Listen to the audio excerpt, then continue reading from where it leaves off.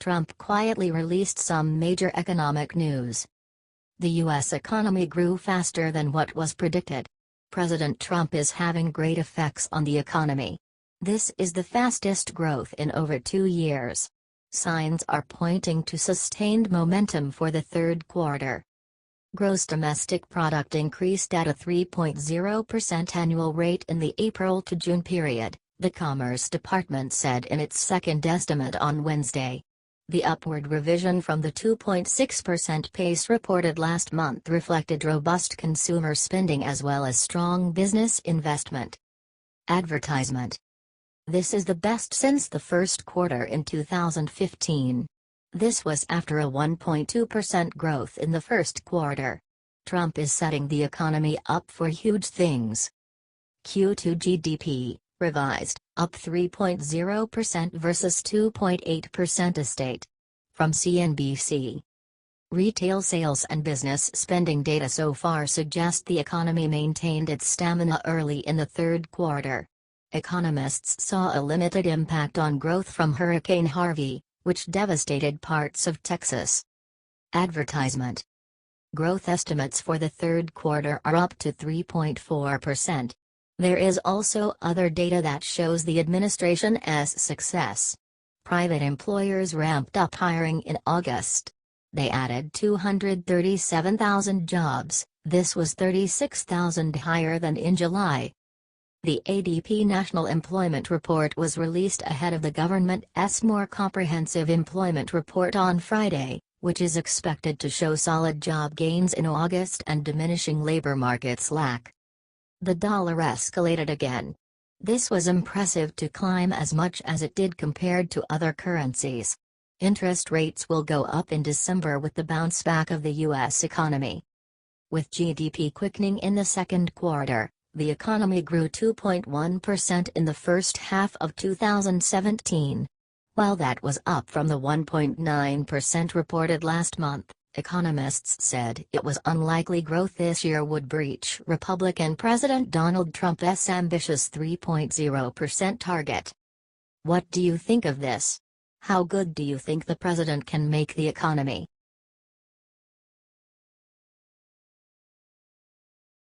General Mattis makes unexpected announcement about the transgender military ban.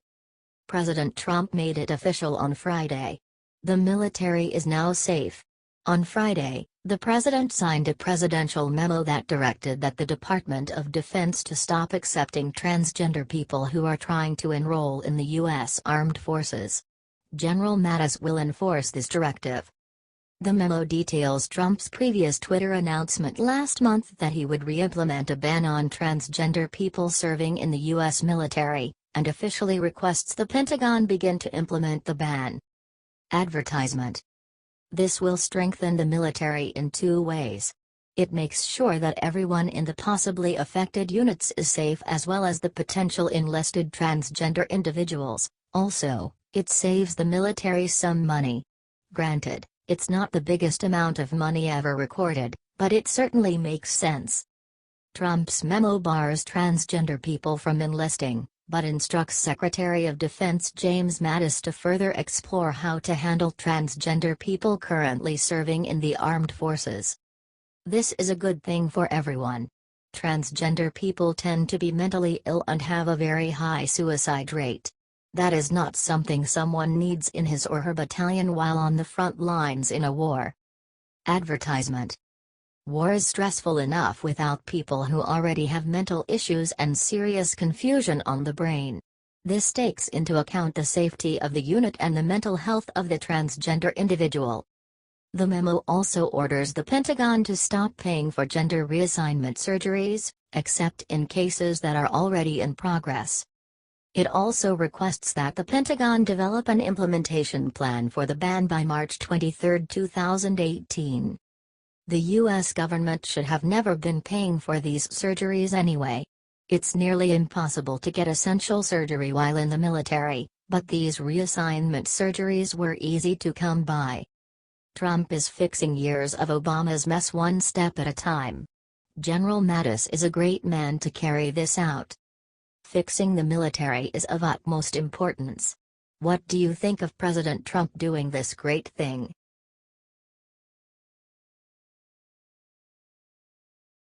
Just in liberal anti-Trump mega march ends in humiliation after one day. The march to D.C. from Charlottesville, Virginia began with sheer power in numbers with almost 200 marchers, sarcasm intended. They started on Monday. By Tuesday morning there were 35 marchers left. It's comical. This is a mega march. Over 200 people came together today to take a stand against bigotry and hate, march organizers said on Twitter. We're marching from Hashville to D.C. Join us, Hville2dc.us. The overnight train stopped all by 35 marchers from continuing their march. This was despite a weak pep-talking and police who were escorting the group from Emancipation Park downtown Sunday. We have started the day. The group tweeted shortly after 10 a.m., we have about 35 folks marching against white supremacy. Despite the vicious falling in population, the group still called it a victory. Decrease in numbers, the group still declared a victory, saying not rain nor sleet nor snow nor hail will stop us from marching from Hashville to D.C. The march was supposedly a direct response to the Unite the Right rally that was put together by a former Obama confidant posing as a white supremacist. This is where the Charlottesville violence occurred and a white supremacist drove into a crowd. It killed one person and injured 19 others. This is the time to confront white supremacy in our government and throughout our history, the group says on its website about the march. We demand that President Trump be removed from office for allying himself with this ideology of hate, and we demand an agenda that repairs the damage it's done to our country and its people. The group was planning to take the route that uses US 29 until they get to I-66. They will make their way to Washington where the march is supposed to end. The 10-day march starts at 9:30 a.m. every morning and is giving out vegan meals. In addition, the marchers will be provided with housing, and a security detail will follow the group, according to the group's website. What do you think about this mega march?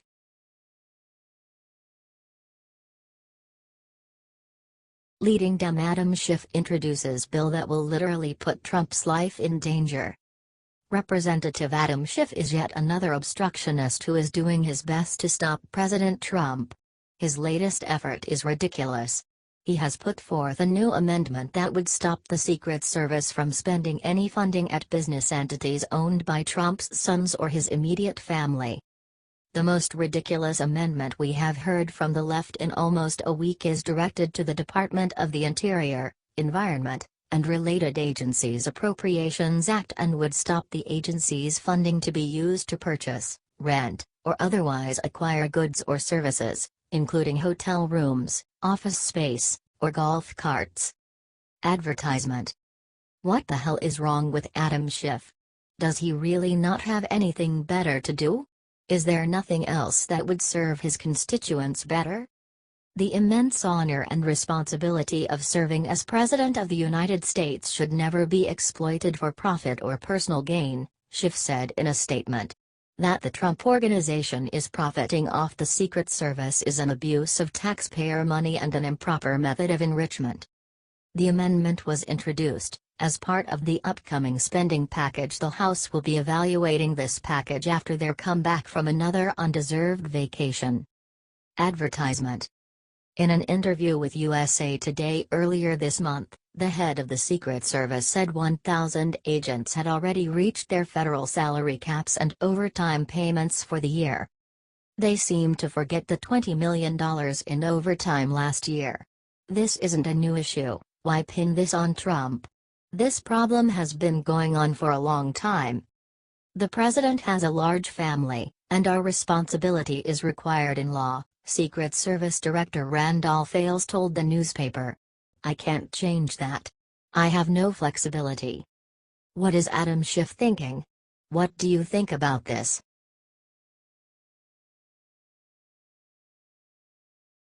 Dianne Feinstein booed by hometown SF crowd for finally admitting truth about Trump. California Senator Dianne Feinstein was the recipient of heckling and boos from her San Francisco crowd on Tuesday. She received the boos because she said that it was possible for President Trump to become a good president. Why would they boo? Don't they want this nation to be led by a good president? During an open Q&A session at the Commonwealth Club, Feinstein was questioned on whether she knows if Republicans in Congress will definitively turn against President Trump by criticizing him publicly and urging him to resign from office. Advertisement. The audience was angry because of her response. It's funny to see the left consuming itself in rage and anger for no reason other than to be upset.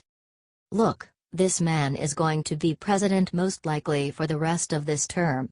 I just hope he has the ability to learn and change, and if he does, he can be a good president, Feinstein responded. Senator Dianne Feinstein was laced with boos after trying to be positive about a political foe. It's amazing, all these months of telling people how horrible President Trump is, and Feinstein is shocked that people would boo her when she tries to speak positively of President Trump. A good president makes life better for everyone, so these losers don't seem to grasp how it works out. Even conservatives, true conservatives, wanted Obama to be a good president even though we knew he would be awful. Advertisement. I understand how you feel. I understand how you feel, Feinstein responded. But Feinstein didn't back down, she combated the question. She knows that her party would do best if they would stop fighting President Trump so vehemently and try to benefit the American people. What do you think of the Q&A session? Was Feinstein in the right about what she said? Share this story.